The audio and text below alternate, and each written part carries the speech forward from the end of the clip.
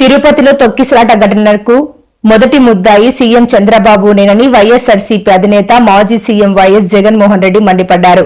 ప్రభుత్వ వైఫల్యం వల్లే తిరుపతిలో తొక్కిసలాట జరిగి 6గురు మృతి చెందారని, పలువురు తీవ్రంగా గాయపడ్డారని తెలిపారు. తిరుపతిలో ఈ తరహా ఘటన ఎప్పుడూ జరగలేదు, మనం చూడలేదన్నారు. నేను క్వశ్చన్ చేస్తా ఉన్నా, 6వ తారీఖు 7వ తారీఖు 8వ తారీఖు మధ్యాహ్నం దాకా చంద్రబాబు నాయుడు కుప్పంలో లేడా? నేను మిమ్మల్ని అడుగుతా ఉన్నా. మొత్తం పోలీస్ ఫోర్స్ అంతా కూడా తిరుపతి జిల్లా, చిత్తూరు జిల్లాకు సంబంధించిన పోలీస్ ఫోర్స్ మొత్తం కుప్పంలో చంద్రబాబు నాయుడు గారి సెక్యూరిటీ అరేంజ్మెంట్లో నిమగ్నం అయిందా లేదా అని మిమ్మల్ని అడుగుతా ఉన్నా. మరి 8వ తారీఖు రాత్రి 8:30 గంటకి జరిగింది, 8:30, 8 ఆ ప్రాంతాలలో ఇదంతా జరిగింది.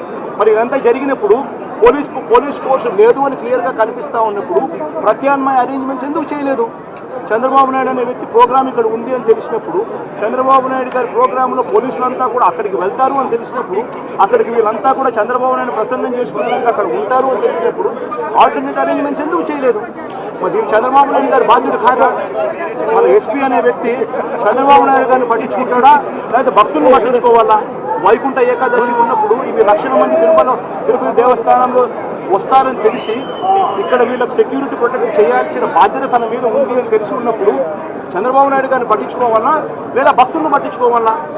ఆల్టర్నేట్ అరేంజ్మెంట్స్కి సంబంధించి రివ్యూ జరగాలన్నా జరగకూడదా?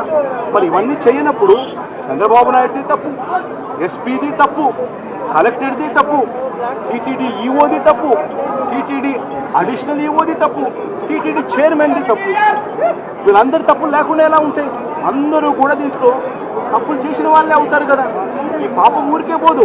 ఖచ్చితంగా చంద్రబాబు నాయుడు గారికి ఖచ్చితంగా ఈ పాపం తగులుతుంది. ఎందుకనంటే ఆయన తప్పు చేసిన తర్వాత కనీసం తప్పు చేశాను అని చెప్పి దేవునికి కానీ భక్తులకు కానీ కనీసం క్షమాపణ చెప్పే ఇంకిత జ్ఞానం కూడా ఈ మనిషికి లేదు, చెప్పే సిన్సియారిటీ లేదు, చెప్పే చిత్తశుద్ధి లేదు.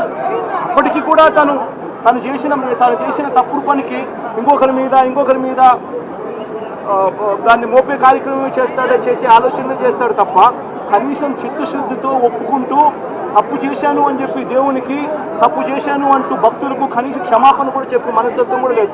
ఇంతకుముందు కూడా పుష్కరాల్లో కూడా ఇదే మాదిరిగా చేశాడు. 29 మందిని పుష్కరాలలో షూటింగ్ కోసం అందరినీ ఒక చోట పెట్టాడు. షూటింగ్ బాగా రావాలి అనే ఉద్దేశంతో గేట్లు ఒకేసారి ఎత్తాడు. తొక్కిసలాటలో పుష్కరాలలో 29 మంది చనిపోయిన ఘటన జరిగింది. అప్పుడు చంద్రబాబు నాయుడు గారు ముఖ్యమంత్రిగా ఉన్నప్పుడు ఆయన షూటింగ్ కోసం ఆయన దగ్గరగా ఉండి ఆయన జిల్లాలో ఉంటూ అదే ఈస్ట్ గోదావరి జిల్లాలో ఆయన సమక్షంలోనే ఆ ఇన్సిడెంట్ కూడా జరిగింది. చంద్రబాబు నాయుడు గారు అనే వ్యక్తికి దేవుడు అంటే భయము లేదు, దేవుడు అంటే భక్తి లేదు.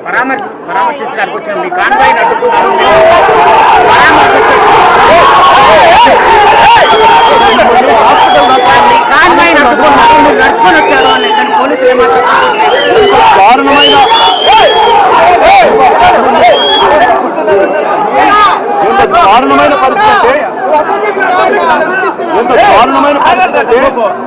అంటే నేను ఇక్కడికి వస్తానని, నేను ఇక్కడికి వచ్చి ఈ జరిగిన విషయాలన్నీ నేను ప్రజలకు చెప్తానని చెప్పకూడదు అని చంద్రబాబు నాయుడు గారు ఎంత దారుణమైన స్థాయికి దిగజారిపోయినాడు అనంటే, వక్రీకరించేందుకు, తప్పుదోవ పట్టించేందుకు పేషెంట్లను కూడా నేను రాకముందుకే కొంతమందిని పేషెంట్లను కూడా ఇక్కడ నుంచి షిఫ్ట్ చేసే కార్యక్రమాలు కూడా చేశాడు. అంతటి దారుణమైన పరిస్థితి మీరంతా సాక్షులు. దానికి పేషెంట్లు చాలామంది మేము పోము, మా పరిస్థితి ఇంకా బాగలేదు, మమ్మల్ని ఎక్కడికి పంపిస్తూ ఉన్నారు, మేము ఎందుకు పోవాలి అని చెప్పి భీష్మించుకొని హాస్పిటల్లో ఉండిపోయినారు. నన్ను హాస్పిటల్కి రానివ్వడంలో పేషెంట్లను పంపించేదానికోసం, ఇక్కడ నుంచి లేకుండా చేసేదానికోసం నన్ను ట్రాఫిక్లో కావాలని ఆపే కార్యక్రమం, ట్రాఫిక్లో నుంచి ట్రాఫిక్ అడ్డం పెట్టి నా కాన్వాయ్ని పూర్తిగా రాకుండా చేసే కార్యక్రమం, డిలే చేసే కార్యక్రమం పద్ధతి ప్రకారము ఈ మాదిరిగా చేశారు. నేను ఒకటే చెప్తా ఉన్నా, ఇక్కడ ఉన్న ఎస్పీకి కూడా ఇదే మాట చెప్తా ఉన్నా. చంద్రబాబు నాయుడు గారితో వీళ్ళంతా కూడా కుమ్మక్కై, వీళ్ళంతా కూడా ఎంతటి దారుణంగా వీళ్ళంతా కూడా బిహేవ్ చేశారు, ఎంతటి దారుణంగా కూడా దేవుని విషయంలో వీళ్ళు ఎంత దారుణంగా కూడా ప్రవర్తించారో ఇవన్నీ పైన దేవుడు చూస్తూ ఉన్నాడు. ఖచ్చితంగా ఇక్కడ ఎస్పీ దగ్గర నుంచి అక్కడ చంద్రబాబు నాయుడు గారి దాకా అందరికీ కూడా ఖచ్చితంగా మొట్టికాయలు